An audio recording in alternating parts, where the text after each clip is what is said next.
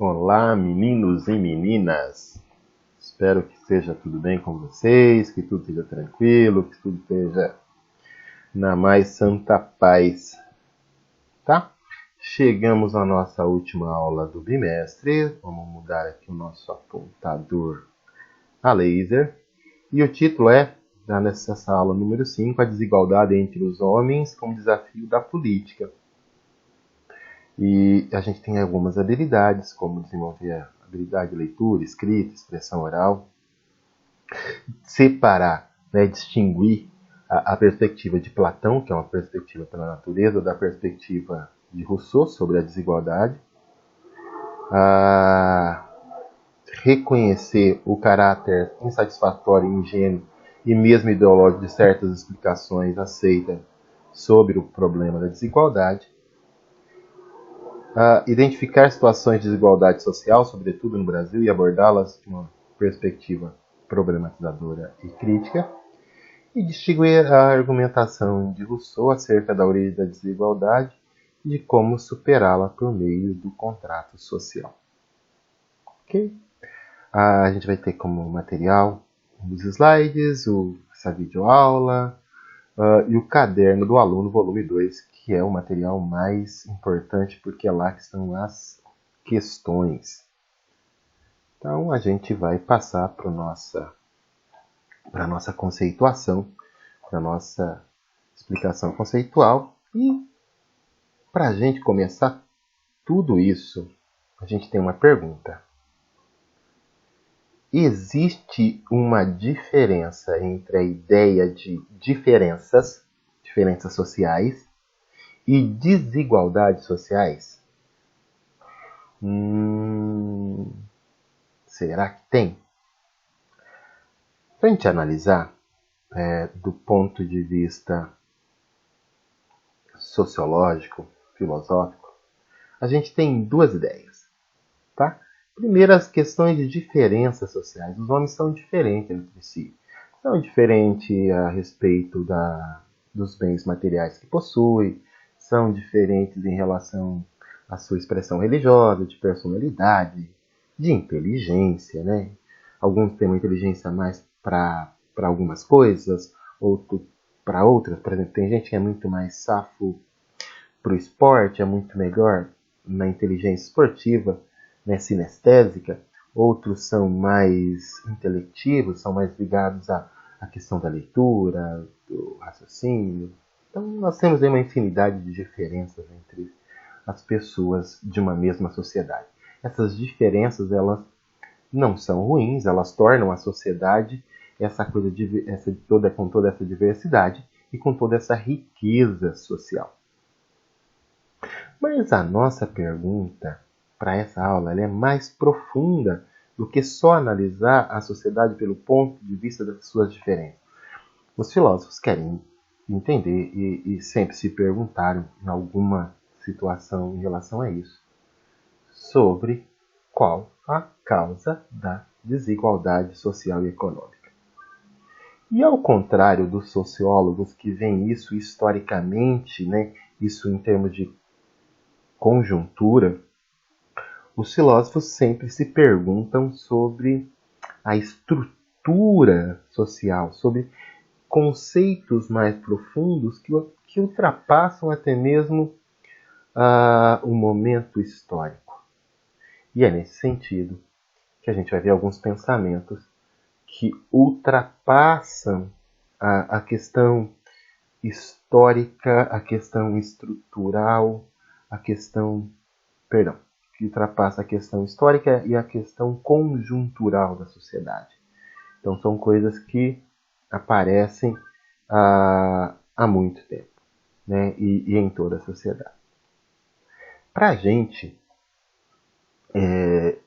partir para essa discussão, então, do que essa questão da desigualdade social como desafio político, a gente tem que admitir que as sociedades humanas atuais e mesmo do passado, elas possuem um abismo social entre as pessoas, né? Entre a situação econômica e social das pessoas.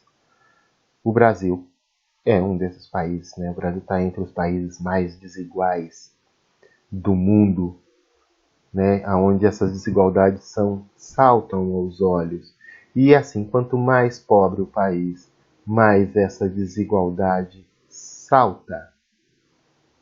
E aí você pode usar o IDH, você pode usar coeficiente de Gini, vários mecanismos de medição dessa questão da desigualdade social para você perceber esse abismo que existe entre as pessoas com menos renda, com menos propriedade, com menos serviços sociais, do que as pessoas que têm mais e que vivem em outro mundo. Parece que vivem em outro mundo. Entendeu? Então, primeira coisa, o Brasil é um país onde a desigualdade social se faz muito presente. Tá? Você vai pegar aí por várias estatísticas, vários dados, você vai ter isso, né? Da desigualdade, dessa diferença entre situação social, né? Situação de qualidade social de vida que você tem entre os vários grupos aí no Brasil. De novo, nós não estamos falando das diferenças que são naturais e que engrandecem a sociedade, mas do tratamento desigual. E vamos ver o que dizem os filósofos Platão, Rousseau. E a gente vai ter um filósofo aí de acréscimo que não era pedido a princípio no currículo, mas que eu acho interessante para a gente entender. Então, o Platão ele articula a sua ideia de desigualdade, né, da origem da desigualdade entre as classes, com a sua ideia de uma sociedade justa. Então, para o Platão, a sociedade justa é aquela sociedade onde cada um desempenha uma função de acordo com a sua alma. Como as almas são tripartite, né? As pessoas são divididas entre racionais, irracionais irascíveis e irracionais concupiscentes. Então, de acordo com cada alma, a gente tem uma classe. A sociedade justa é a sociedade onde cada um desempenha uma função de acordo com a sua alma que é ressaltada. Lembrando que para o Platão é muito importante, para construir essa sociedade justa, o processo de educação. As pessoas têm que ser educadas e preparadas para desempenhar a função para a qual elas têm mais talento, para a qual elas têm uma alma mais desenvolvida. Né? Cabe aí os grandes administradores irem preparando e percebendo esse talento pessoal de cada um. Então, não é dar mais nem menos para um ou para outro, mas dar para cada um aquilo que ele precisa para construir essa sociedade justa. Nesse sentido, a desigualdade social, para o Platão, ela é uma coisa natural, faz parte da própria natureza dos homens. Como os homens têm almas diferentes, têm naturezas diferentes. Quando eu digo almas diferentes, é assim, todos os homens têm as 3 almas, mas para um e para outros ressalta uma alma ou outra. Então, como os homens são naturalmente assim, a desigualdade ela é natural. Sociedade justa é aquela que divide equilibradamente de acordo com cada alma. Rousseau parte da sua ideia lá do estado de natureza onde o homem é o bom selvagem. Né? Rousseau não abandona essa ideia.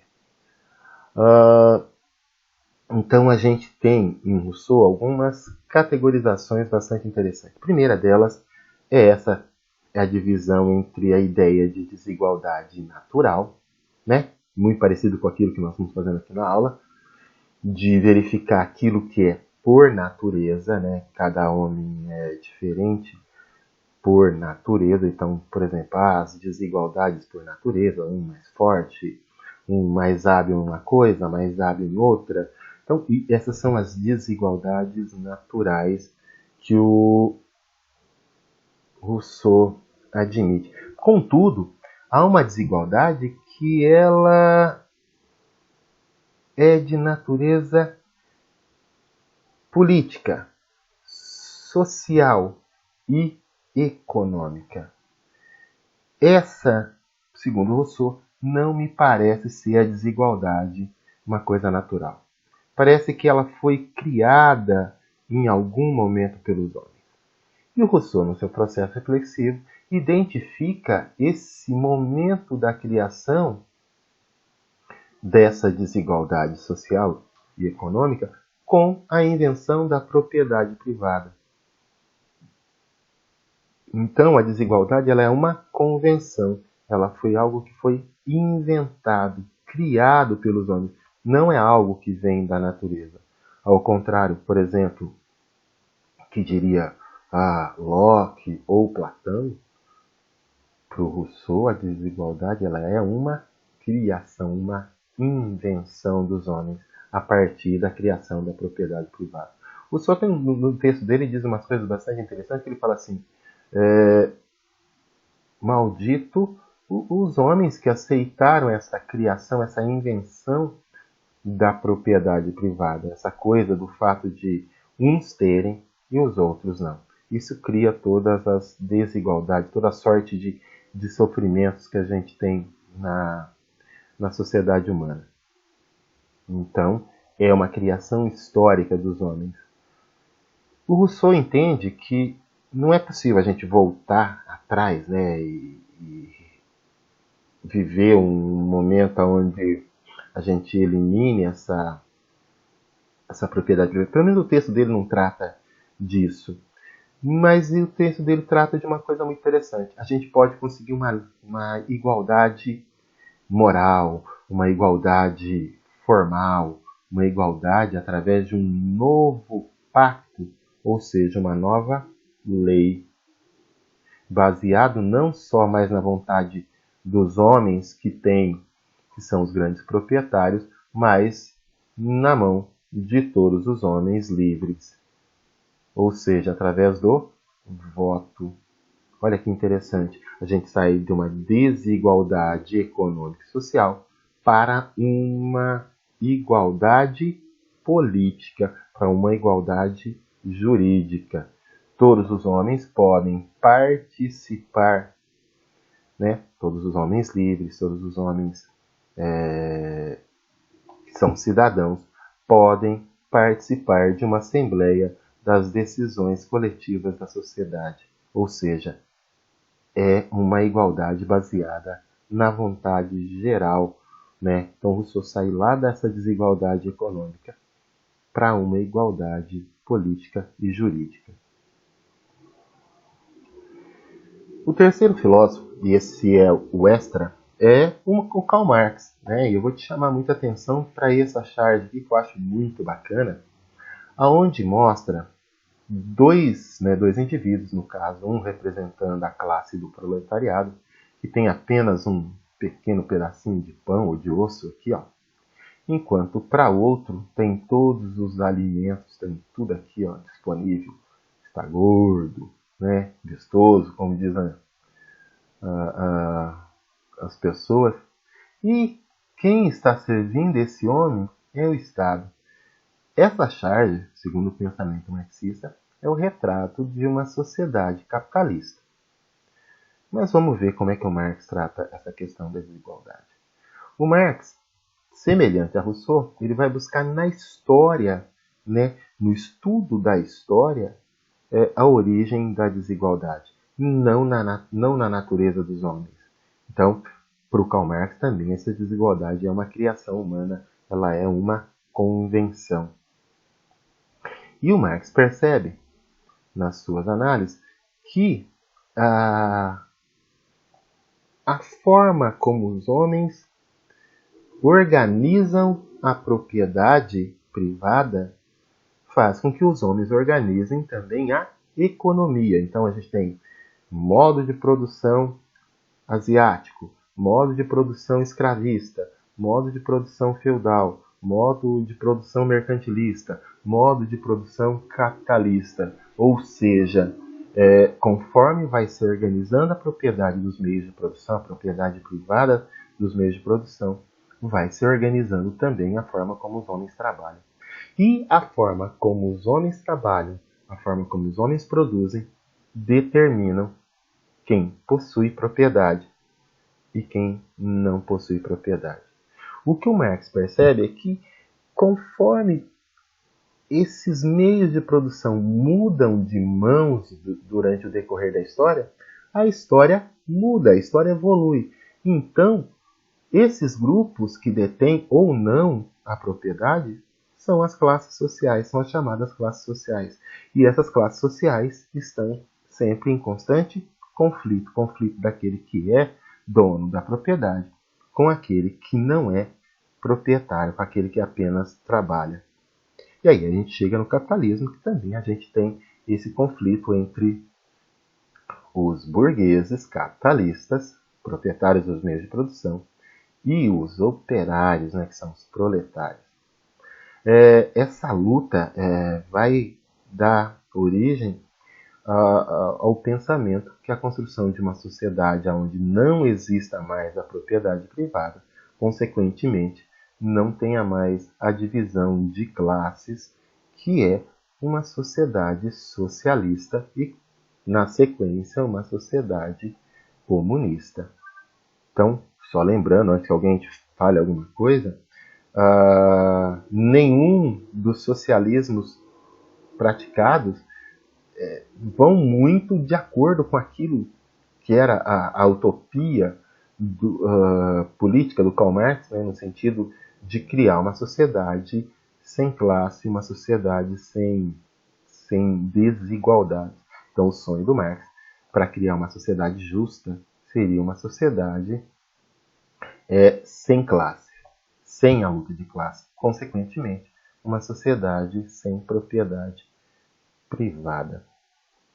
Beleza? Resumidamente é isso, os 3 pensamentos.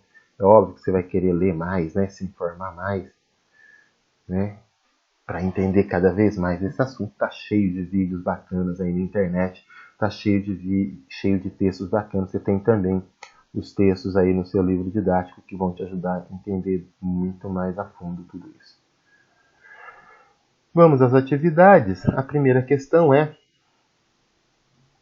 a desigualdade é uma questão política? Todos entendemos a desigualdade da mesma forma? Não, as pessoas não entendem a desigualdade da mesma forma, mas a desigualdade é uma questão de decisão política, né? O Estado decide para quem ele quer ou não apoiar, para quem ele quer ou não atender. O Estado ele é feito de pessoas, é feito dos homens. O Estado não é uma coisa separada dos homens, né? O Estado ele é resultado dos homens. Claro que o Estado democrático de direito ele tenta cada vez mais se desvincular das vontades dos governantes para ser o Estado mais justo possível. Mas não é uma coisa tão simples, né? Então, volta e meia, a gente tem aí vários eventos de favorecimento das pessoas de acordo com a vontade dos governantes, que acabam se confundindo com a vontade do próprio Estado. É uma questão histórica, né? Historicamente, a gente vem, há muito tempo, os homens vêm discutindo e tentando resolver essa questão da desigualdade social. Então, não é uma coisa só do nosso tempo. Talvez, claro, o nosso tempo de vida é sempre o tempo que mais nos chama a atenção, mas os homens vêm tentando, historicamente, a resolver isso há muito tempo. Sem contar que a gente tem, por exemplo, filósofos como Rousseau e Karl Marx, que a gente viu na aula de hoje, que tentam buscar dentro da uma própria história a origem da desigualdade e, consequentemente, dentro da própria história, estratégias para diminuir ou para combater essa desigualdade social. O Platão, como é que o Platão articula a sua teoria da alma com a composição ideal da polis ateniense? Então lembra, Platão. três almas, né? As pessoas têm almas que se prevalecem de forma diferente, ou seja, traduzindo para a nossa língua, são os talentos, né? Tem gente que é mais focado numa coisa, tem gente que é mais para outra, então as pessoas são diferentes. Então, utilizar essas diferenças, essas almas diferentes, e dar para cada alma uma função dentro da sociedade. Preparar essa pessoa pela educação para que ela desempenhe uma função. Então, a sociedade justa, a sociedade democrática, para o Platão, seria essa. Está em concordância com a cidadania democrática? E aí, o que você acha? Eu, particularmente, acredito que não. Porque os homens são mais do que esses talentos que o Platão colocou. O fato de alguém ter uma alma mais irascível, né, ser mais um guerreiro, não o torna menos capaz para governar. Eu gosto muito da ideia de democracia, né, de cidadania democrática, a ideia do Rousseau, a ideia de que é um homem, um voto. Então todos podem participar das decisões independente dos seus talentos pessoais, independente das suas diferenças naturais. E a nossa última pergunta diz aí em que consiste a desigualdade estabelecida por convenção e a desigualdade por natureza na obra de Rousseau. Bom, desigualdade por natureza é a desigualdade, são as desigualdades naturais, né? Tamanho, peso, cor da pele, gênero, né? Homem, mulher. Hoje a gente poderia falar até em questão de orientação de gênero, tem um monte de coisa. São essas desigualdades que a natureza vai criando.